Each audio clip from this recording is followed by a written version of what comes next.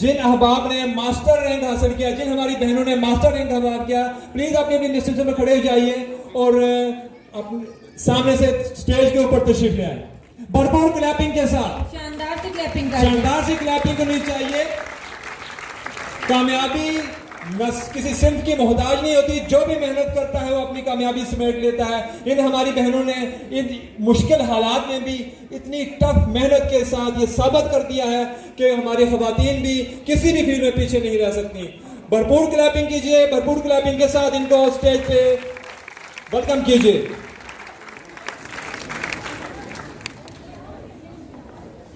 Clapping जारी रखें, शानदार से क्लैपिंग करें। माशाल्लाह, ये वो हमारी बहनें हैं जिन्होंने मास्टर का रैंक अचीव किया है, मास्टर के लेवल पे पहुंच चुकी हैं अपनी वर्किंग की बदौलत। अब जो ये ग्रुप बी है, इसमें देखते हैं कितने मास्टर हैं।